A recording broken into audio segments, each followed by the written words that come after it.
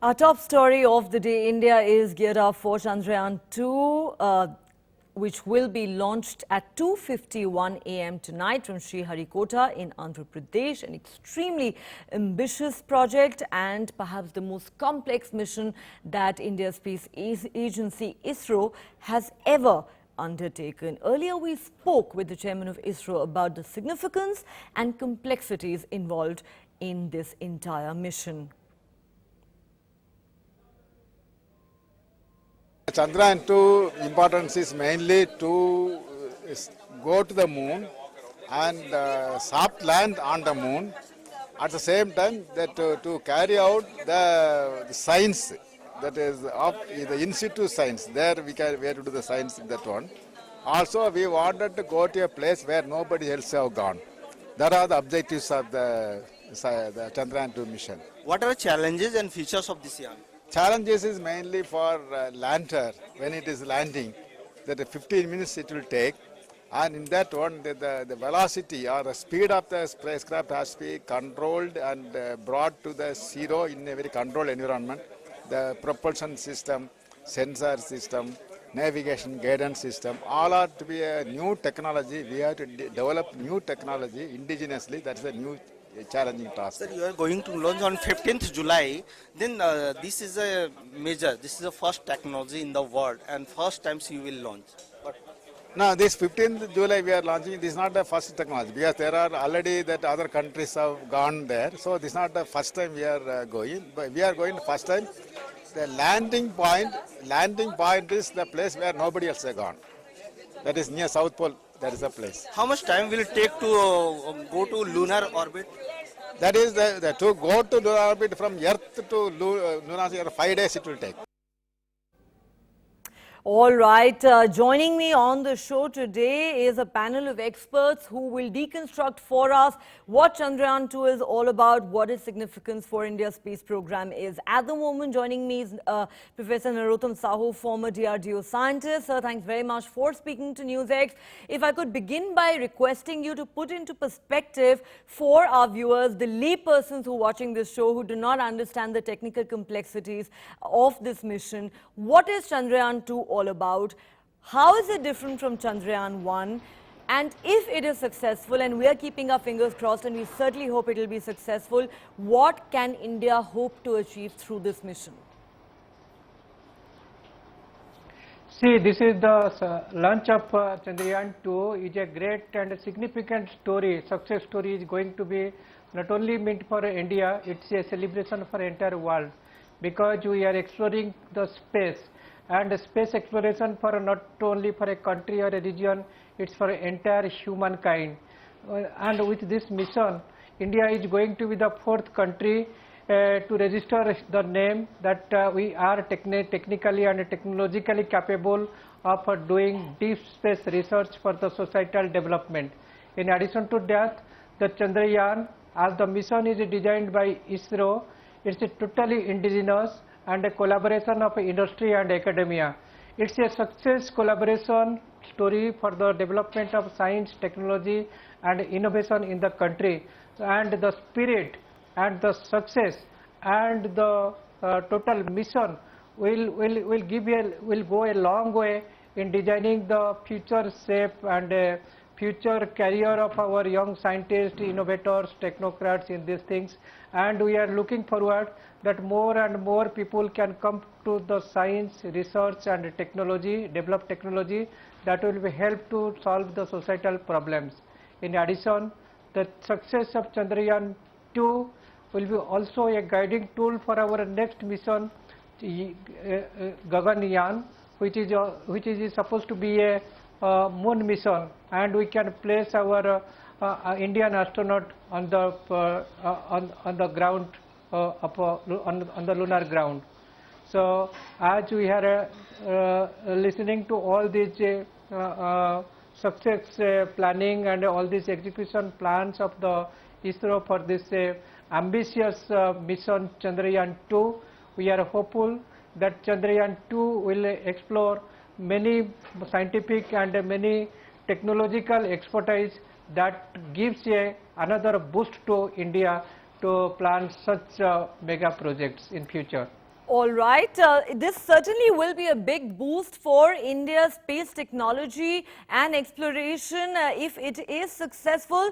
Stay with us, Professor Sahu. We'll come back to you in just a moment. Professor Ashish Datta of IIT Kanpur is also with us on the show. Professor Datta, in your view, what is the significance of this mission? We know, of course, that this has been attempted successfully only by 3 other countries in the past, the US, Russia and China.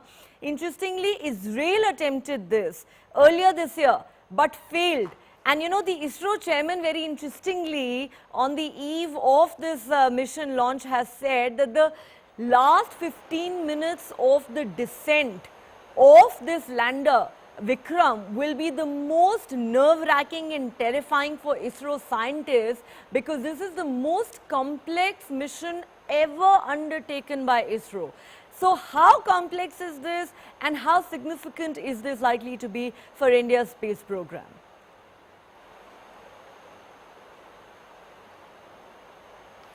Yes.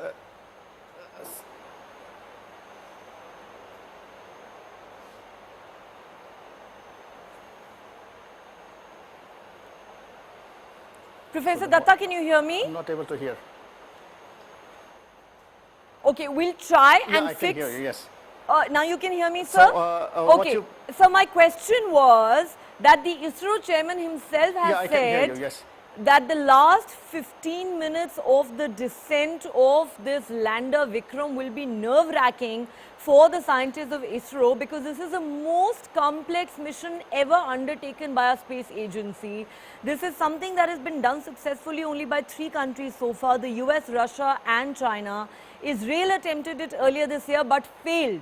Therefore, how complex is this mission, if you could explain it to our viewers in simple terms, and how significant is it? What is it likely to do for ISRO and for India's space program?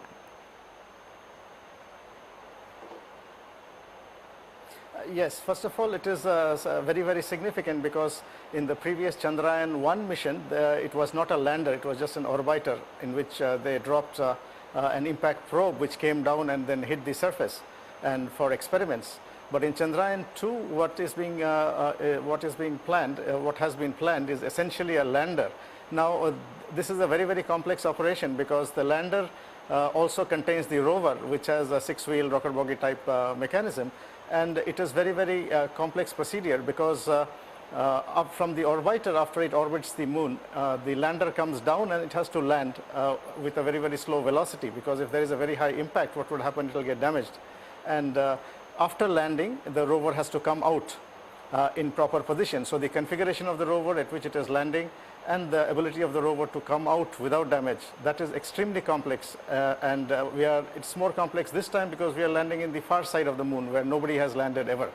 So putting all these things into picture, this is a very, very complex procedure of the lander landing safely, and after landing the rover actually coming out, and then the rover taking pictures and then doing path planning, etc., etc.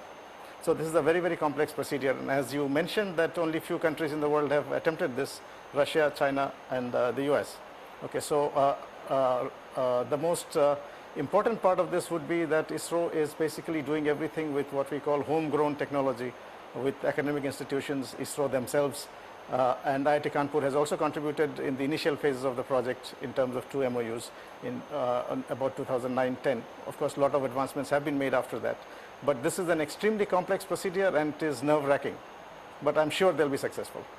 Nerve-wracking it indeed will be by the ISRO chairman's own admission. We will all be keeping our fingers crossed too as this launch takes place at 2:51 a.m. tonight. Stay on with us, Professor Datta. We also have Dr. H. Sudhindra, former DRDO scientist, joining us at this point. Dr. Sudhindra, now as has been pointed out by the IIT professor, that Chandrayaan-1 essentially was an orbiter. That was a 450 crore project which was led by India, but correct me if I'm wrong, there were also global players involved like US, Britain, Bulgaria and the European Space Agency. However, what makes this particular mission, Chandrayaan-2, particularly complex and significant is the fact that not only does it cost 1,000 crore, but this is a rover and a lander. And and completely indigenous, something that, as we keep saying, has been done only by 3 countries before. Is that correct? Right. Right, exactly what you are telling is only 4 countries who have explored moon, and India is the 4th country who is into this lunar exploration program. So we are all we should be very proud of that Indian achievement and Indian plan for exploring the moon. The interest in lunar exploration is increasing. This will also give us greater encouragement for future exploration, whether it could be our Gaganyaan project of sending man into space, or the future program of landing man on the moon, or it could be even an exploration to the Mars. So all this future programs of the country, this is I feel this is a beginning of our space exploration. Right, certainly a very, very significant development indeed if this mission is successful.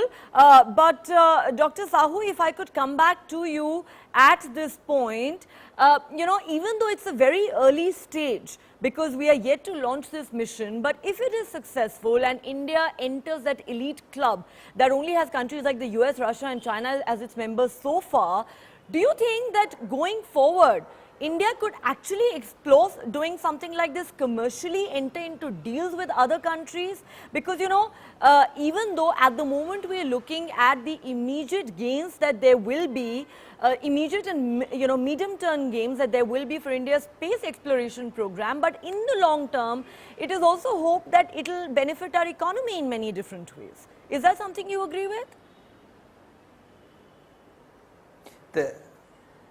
Yeah, see, the what I can see in this program is first thing is the people who have explored the space earlier, the giant countries like US, Russia or even China. So now they will all start recognizing India. In fact, because of our payload compulsions, we are not able to take many instruments. Otherwise, including NASA, many would wanted to use our platform to take instruments to the moon. We have a constraint like this. GSLV Mark III can take a payload of 4 tons. The future plan of India is to have a launcher of 10 tons. So this is all a gradual progression from a 4-ton launcher to 10-ton launcher, and we wanted to prove, as we have proved our PSLV, which can take a payload of 2 to 2.5 tons. Now we have graduated to GSLV Mark III, which has got a payload capacity of 4 tons. And in the future, we have plans of increasing our payload capacity to 10 tons. What the advantage we'll have with a 10-ton launcher would be, we can even have our own space station, like International Space Station. And when we have such long-term projects, many countries would like to collaborate with us. I would like to just remind you the statement made by Homi Jahangir Baba way back in 1947 when India wanted to enter into this space exploration.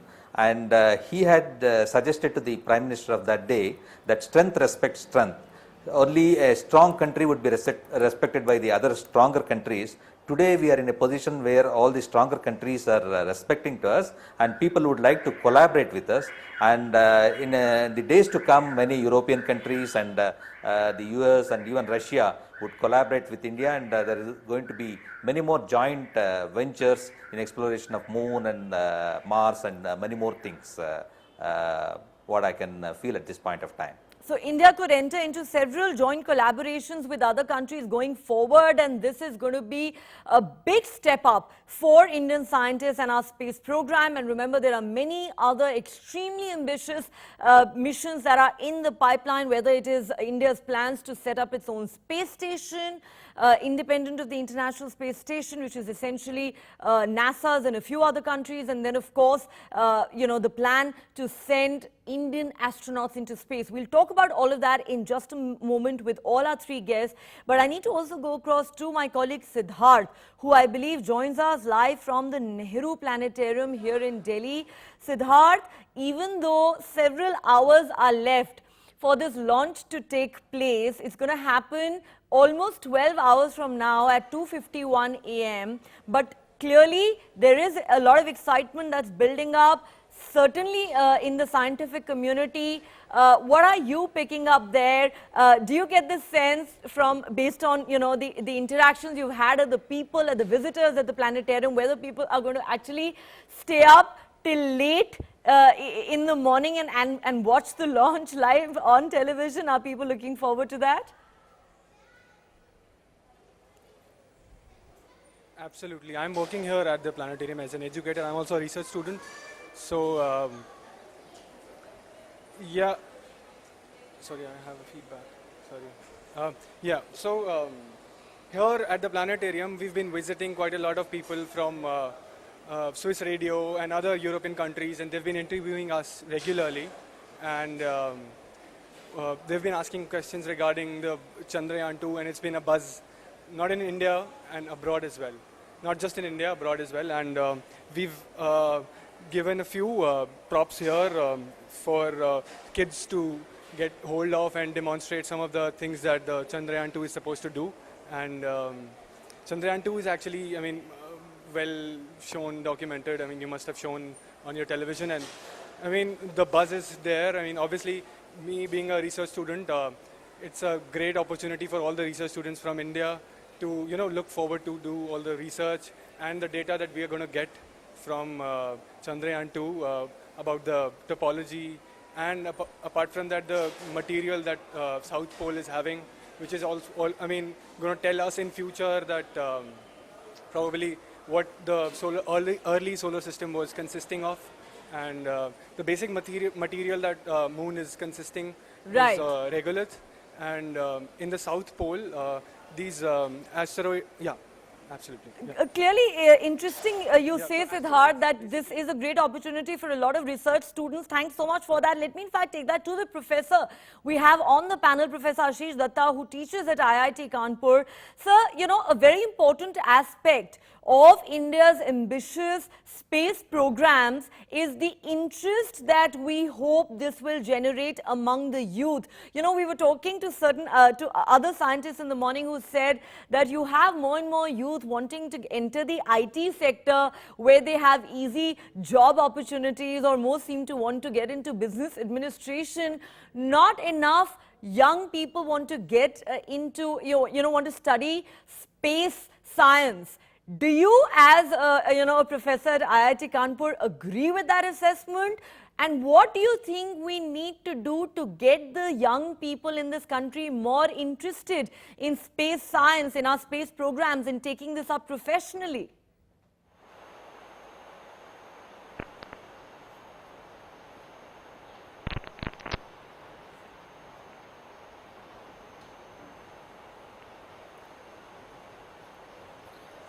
Okay, so if I got you right, that there are two parts to your question. The first is that ISRO has also tried to include academic institutions in various missions, whether it's Chandrayaan-1, it is Chandrayaan-2 in different ways, for which an MOU was signed for two subsystems development in 2009 with IIT Kanpur.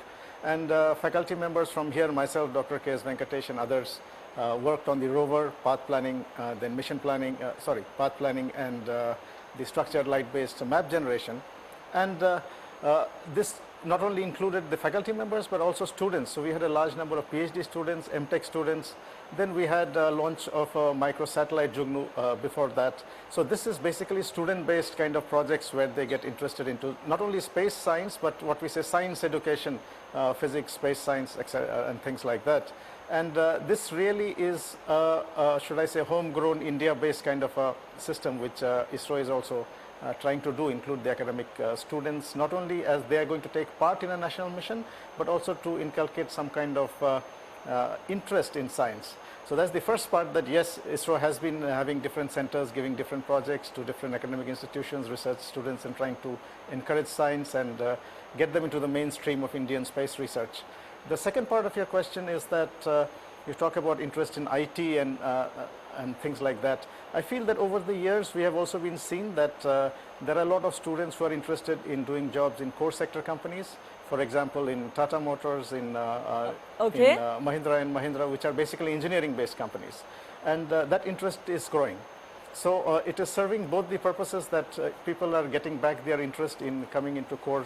Okay, though I think it would be fair to say that we have a long way to go, but you're saying interest amongst the young, the students is growing, so it certainly is a positive sign. ISRO is undoubtedly setting a great example for aspiring scientists in this country. All right, Professor Sahu, if I could come back to you at this point, we are hearing that the ISRO chairman actually visited a temple before today's big launch. I don't know if you can confirm that for us, but that's what media reports seem to suggest. So the question I would ask you is that even as you obviously rely completely on your scientific knowledge and temperament for any such important mission, how important is, in your view and in view of the scientific community, the role of divine intervention? Funny as it may sound, but would it be correct to say that scientists do also pray to the gods that the mission is successful? See, this is the belief on the scientific spirit. It itself is a belief in the God, because in science you don't find that there is any such element is there. But on the success part of the things, we will have a feeling that yes, the entire work is dedicated in a particular spirit, and that spirit is our God. So the entire success, as we are visualizing and as it has been explained in the mission experimentation and mission execution plan, then one can see that with the combination and collaboration of a large number of institutions and industry peoples, and with the technology and with the combination and integration of all these platforms to a mission payload module, and as it has already been observed by the in-house team of ISRO that the soft landing mission is going to be a very unique in comparison to other three soft landing things. So we are hopeful for the success of the soft landing as well as this Chandrayaan mission 2. Absolutely, we're all hoping for it, and if the gods have to be invoked, so be it. In fact, if I could go back to Dr. Sudhindra at this point, we're not making this up. There are visuals of the ISRO chairman, Dr. Sivan, actually visiting a temple, offering prayers ahead of the big launch. But if I could ask you, Dr. Sudhindra, a slightly different question. Many critics, especially those in the West and the Western media, have raised questions about the costs that are involved in these missions, whether it was Chandrayaan-1 that cost 450 crore or Chandrayaan-2 which cost close to 1,000 crore. These critics say that, India is still largely a poor country, a developing nation that needs to focus much more on fighting poverty and, building infrastructure for its people. So has India got its priorities wrong? What would you say to those critics, to those cynics who say that, you can talk about entering elite clubs later, first focus on the real issues that your country faces? See, basically, space has really empowered us, and India is speaking about 5 trillion economy now, and you are speaking that 1,000 crore investment on Chandrayaan is huge money, and that could have been diverted or that could have been utilized for many more activities. The indirect benefits, if you look from the space activities, had we not entered into this space club from 1963 onwards, launching a small satellite from Tumba Equatorial Rocket Launching Station, today we would not have launched some hundreds of satellites of our own, and we would not have improved our communication system. And even those days, questions were asked whether do we need to really go into launching of rockets or launching of satellites. If we had missed that the great opportunity, today our communication system would not have been improved like this. It would have been like any other smaller country or a poorer country. And I have a debate with you that India is no longer a developing country, it's a developed country. India is no longer a poor country, it is a rich country, rich in tradition, rich in economy, and Indian economy is going up. There are certain issues where some people are not able to access the technology, not access the resources, and we have some issues, and the political compulsions will make such things to continue for longer duration, but it is not going to be there in the future days. And as long as we don't invest in science and technology, we will not be able to improve our economy, and if we don't improve our economy, we will not be able to sustain this population of 1.2 billion. And I still believe that investment of 1,000 crore is not a huge investment, and this will have a greater returns. For example, India is has got the largest number of remote sensing satellites which are in orbit and which are functioning in this whole world, and we are getting a huge return from all those remote sensing pictures which we have been selling it to all the countries. Absolutely. Be it America, be because it Russia, many be of it our Australia, operations be have it, gone any commercial European on a very big scale. So you're quite right, sir, in pointing out that, you know, a country like India, which obviously aspires to be a global power, needs to invest in space science and technology, and that will ultimately in the long run also help our economy and hopefully also create jobs. I'll give you the last word, Professor Datta, before I wrap up this discussion. Let's all hope that this is a successful mission, however complex it may be. Once it is declared a success, how much of a step up, how much of a leap will it be as far as some of our other ambitious programs are concerned, whether it is setting up our own space station or sending Indian astronauts into space?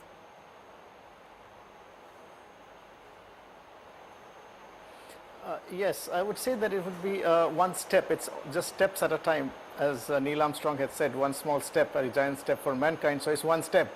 But it is extremely complex mission because it is very difficult to simulate this kind of landings on Earth where the gravity is different. When there is air, on Moon you have no air, it's complete vacuum.